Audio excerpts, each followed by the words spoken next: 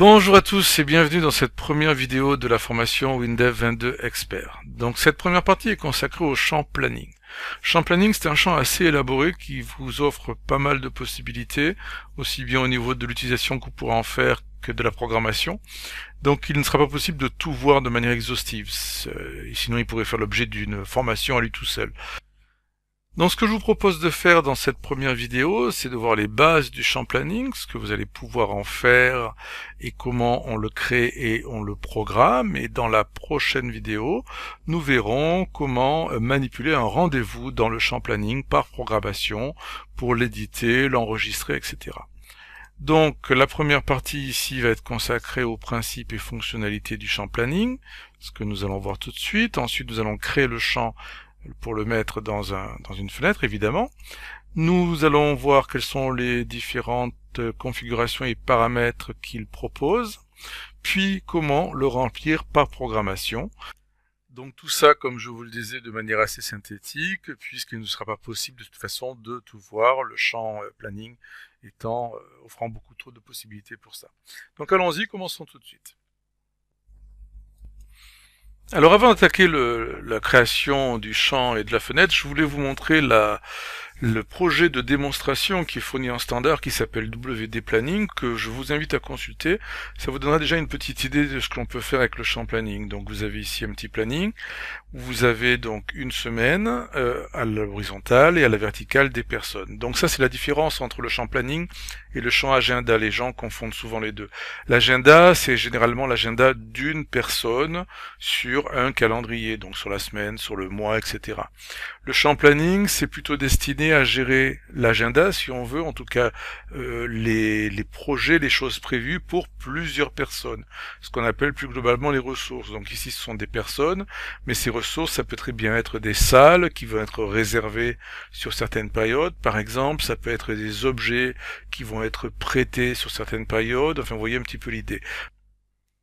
Le planning va donc vous servir à représenter dans le temps des événements pour des ressources qui sont ici à la verticale.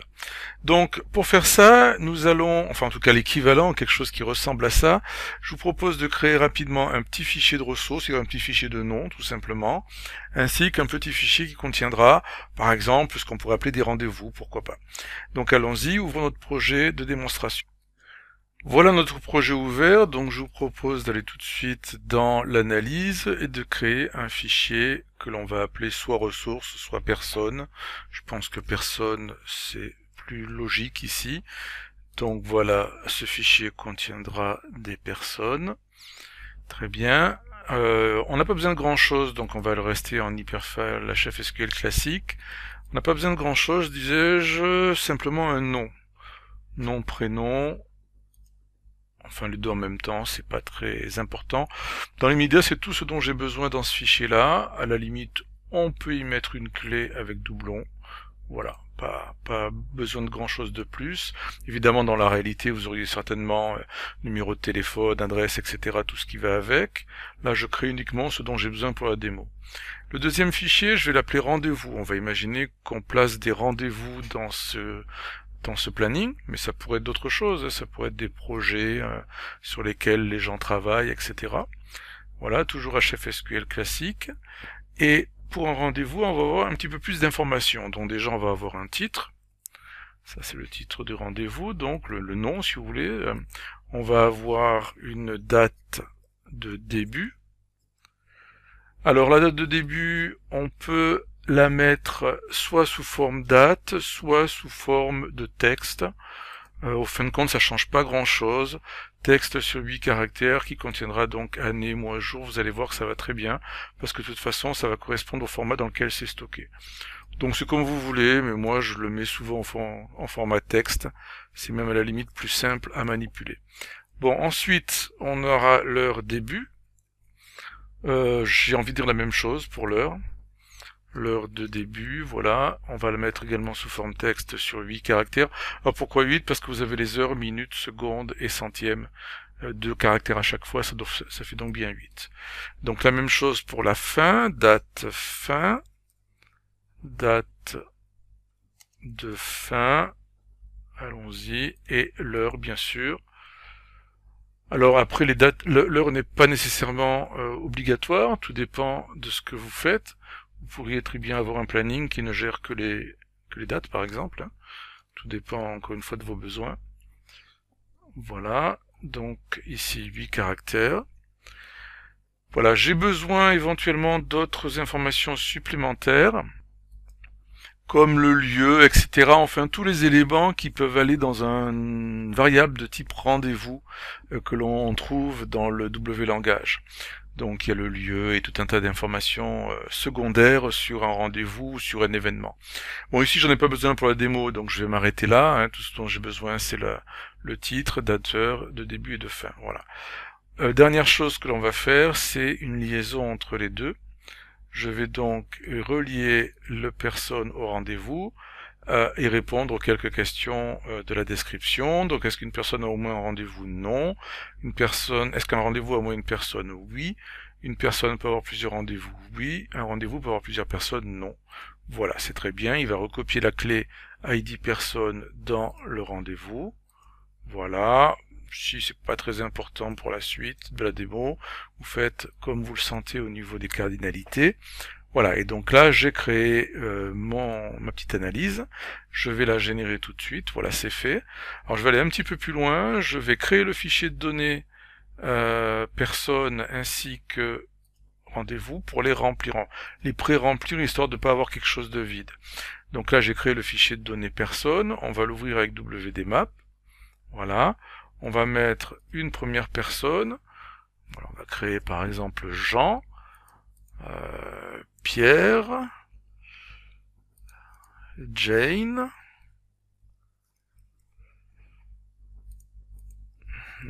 Sylvie, etc. Vous inventez ce que vous voulez. Roxane, Eric, etc. Voilà, vous mettez comme ça quelques noms. Ça c'est pour le fichier personne. Le fichier rendez-vous, même chose, vous le créez le fichier de données toujours dans le répertoire des exés. Hein. Là je vais un petit peu vite là-dessus parce que ce sont des choses que vous êtes censé savoir faire normalement. Voilà, éditer le fichier avec WDMap. Alors je sais que j'ai créé deux personnes qui ont les ID 1 et 2, donc c'est facile d'aller leur mettre des rendez-vous. Hein. Donc ça sera le premier test, voilà. Date de début, on va mettre la date du jour, donc moi je le fais en fonction évidemment de ma date, vous vous adaptez avec la vôtre.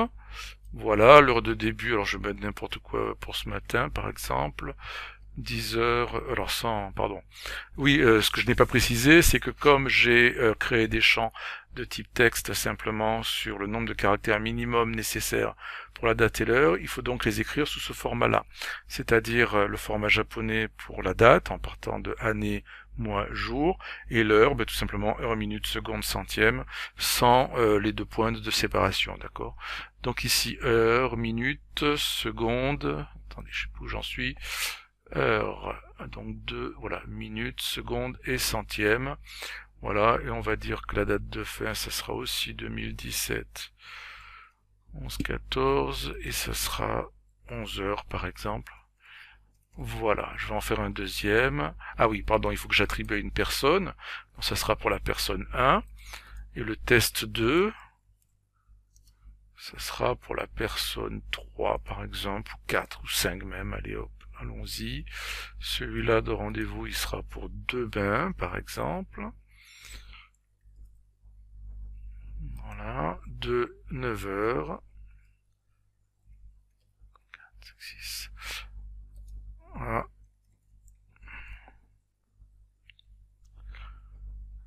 17 heures, admettons. Voilà, vous mettez évidemment ce que vous voulez. Ce n'est qu'un exemple, histoire d'avoir des fichiers qui ne sont pas totalement vides. Bien, donc maintenant que cette analyse est faite, on va sauvegarder tout ça. On va aller directement créer donc la fenêtre pour le planning. Donc allons-y, une nouvelle fenêtre qui va s'appeler planning, tout simplement, on reste basique.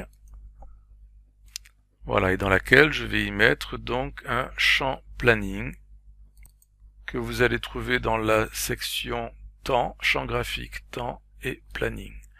Voilà, je le place ici. Très bien, il va être rempli par programmation. Donc on peut aussi le remplir à partir d'un fichier de données, donc il y a vraiment, comme je vous le disais, énormément de possibilités. Je peux vraiment pas toutes vous les montrer dans une vidéo aussi courte. Donc les ressources vont être en ligne, mais les deux dispositions sont possibles. Donc on va mettre les ressources ici à la verticale et le calendrier comme ça à l'horizontale. Voilà, donc on va afficher, alors là où on vous propose de choisir la granularité. Donc il propose le mois ou la journée, ou je vais peut-être prendre la semaine en fait ici, semaine de 7 jours par exemple. Voilà, donc pour l'instant on va rester sur les options standards, à part la semaine que j'ai changée donc, et le champ je vais l'appeler planning, voilà, histoire qu'il ait un petit nom parlant. Voilà, le champ est là, je vais le diminuer un petit peu parce que je vais avoir besoin de quelques boutons. Alors les boutons dépendent aussi de ce que vous voulez faire dans la pratique. Moi, mon idée, c'est de remplir par programmation en cliquant sur le bouton. Donc ça c'est pour la démo, c'est le côté démo si vous voulez. Donc le bouton, je vais l'appeler remplir. Voilà, et là je vais pouvoir donc ajouter un petit peu de code pour remplir mon planning. Alors la première chose qu'on va faire dans ce bouton, c'est remplir les ressources. Donc ça c'est assez facile, il suffit d'aller lire le fichier qui contient les ressources, donc ici le fichier personne, d'aller lire les différents noms et les ajouter en tant que ressources. Donc on va faire un clic droit sur le bouton, code, on va faire un pour tout sur le fichier des personnes, pour tout personne. Alors il est censé me le proposer. Voilà. Je crois que j'ai mis une clé sur le nom, donc tant qu'on y est, on va aller les trier par nom. Voilà. Et on va faire un planning. Alors planning ajoute ressources. Alors attendez que je trouve ça. Planning ajoute ressources, voilà c'est ça. Donc le planning en question c'est PL planning évidemment. La ressource c'est tout simplement ce que je vais lire dans le fichier personne. Donc ça c'est facile, c'est personne.nom. Voilà, et on peut même y ajouter une image si on veut. Donc là évidemment vous pouvez imaginer d'avoir mis des images, des photos des personnes et de les ajouter directement dans le planning. On va tester ça tout de suite. Si je fais un go et que je clique sur le bouton, j'ai ajouté donc les différentes ressources dans mon planning. Ça fonctionne, ici je retrouve le calendrier de la semaine, et bien j'ai plus maintenant qu'à ajouter mes rendez-vous. Donc allons-y, je me mets ici en dessous, et là je vais donc également parcourir un autre fichier, donc le fichier rendez-vous, en faisant un pour tout RDV. Donc à chaque fois que je trouve un rendez-vous, je veux l'ajouter à mon planning, sachant qu'il me faut aussi le nom de la ressource, donc le nom de la personne, auquel ce rendez-vous est relié. Donc ça c'est assez simple, il suffit de le chercher dans le fichier personne, puisque tout ce que j'ai dans le fichier rendez-vous, on est d'accord, c'est un ID sur le fichier personne.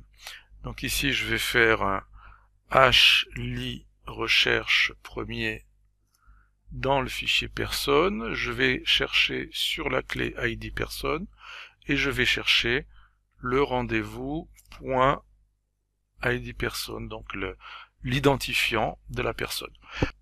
À ce niveau-là, il est toujours bon de faire un test, de vérifier si on a bien trouvé la personne, on ne sait jamais. On peut tomber sur un rendez-vous qui n'appartient plus à personne. Donc je vais faire si htrouve personne. Alors, dans ce cas-là, je vais ajouter le rendez-vous, sinon je ne l'ajoute pas, tout simplement. On pourrait imaginer aussi de le supprimer pour nettoyer un petit peu. Bref, donc maintenant, pour ajouter le rendez-vous, il faut que je crée le rendez-vous sous forme d'un objet ou d'une variable si vous préférez. Donc il faut auparavant que je déclare une variable mon rendez-vous est un rendez-vous, voilà, qui contient déjà toutes les propriétés qui m'intéressent. Et ici, je vais remplir donc cette variable. Donc mon rendez-vous, point, et on va commencer par la ressource. La ressource, c'est tout simplement le nom de la personne qu'on vient de récupérer. Donc c'est égal à personne, point, nom, personne avec un S, ça sera mieux, point nom, voilà. Ensuite, on va définir donc mon rendez-vous, point titre, et ça sera égal à rdv cette fois point titre, puis on continue avec la date, point date début, alors là ça va être égal à rdv.date début plus rdv.heure début. Voilà, le fait d'avoir utilisé des chaînes de caractères, ça simplifie un petit peu ici l'écriture de la formule. On va dédoubler cette ligne, voilà, et on va remplacer maintenant les débuts par fin. Voilà. Et dernier point, ça c'est moins évident, mais j'aimerais bien aussi enregistrer dans le rendez-vous l'ID de l'enregistrement correspondant, ce qui me permettra de l'éditer derrière. On le retrouver plus facilement en tout cas. Donc je vais mettre ça dans une propriété qui s'appelle note. Voilà, je vais utiliser la propriété note, mais on pourrait faire autre chose, hein. C'est à vous de voir, mais ici c'est une bonne idée d'utiliser cette propriété-là. Voilà, et ça va être le rendez-vous point identifiant de rendez-vous. Voilà. Alors maintenant, il ne me reste plus qu'à ajouter le rendez-vous en utilisant la fonction planning ajoute rendez-vous, sachant qu'elle a deux syntaxes. Bon, dans tous les cas, le premier paramètre, c'est le nom du planning. Ensuite, soit je détaille tous les éléments, ressources, titre, date de début, date de fin, etc., ce que j'aurais pu faire également. Mais comme j'ai décidé de passer par une variable rendez-vous, tout ce que j'ai à faire, c'est à mettre virgule et à mettre le nom de ma variable. Voilà, donc c'est deux syntaxes possibles pour la fonction planning ajoute rendez-vous. On va donc maintenant pouvoir tester avec un Go, allons-y, voilà, je clique sur le bouton remplir, et comme vous le voyez, les deux rendez-vous qui sont dans mon fichier ont été ajoutés dans le planning. Alors à cause de l'échelle, vous voyez qu'ici la journée s'affiche sur une toute petite portion d'écran, et le rendez-vous d'une heure paraît tout petit sur cet affichage-là, mais c'est normal, c'est juste une fonction donc de l'affichage. Je peux changer éventuellement les propriétés du planning. Ici, si je fais un double clic sur le planning, je peux revenir sur le détail et plutôt que d'afficher par exemple 7 jours, je n'affiche que 5, pourquoi pas, ou je pourrais afficher juste la journée d'aujourd'hui. Enfin 5 jours déjà ça devrait pas être trop mal par rapport à notre besoin. Voilà, on va tester tout de suite, on va voir ce que ça donne. Allons-y pour le Go, remplir, bon. C'est pas formidable, c'est à peine plus grand, mais vous voyez, si j'agrandis la fenêtre, déjà, c'est un petit peu mieux. Enfin bref, ça fonctionne, comme vous le voyez. Donc là, vous avez vu comment ajouter donc des rendez-vous venant d'un fichier par programmation. Et dans la prochaine vidéo, nous allons voir comment éditer ces rendez-vous. Donc l'idée, ça va être de pouvoir cliquer sur le rendez-vous, double-cliquer dessus, et de l'éditer non pas comme ça directement dans le champ, ce qui est aussi une possibilité, cela dit, mais de l'éditer sous forme donc d'une fenêtre dans laquelle on aura tous les détails. Et puis bien sûr, quand on valide, on met à jour automatiquement le planning. Donc ça sera dans la prochaine vidéo consacrée à l'édition d'un rendez-vous. Et bien je vous dis à tout de suite. Merci.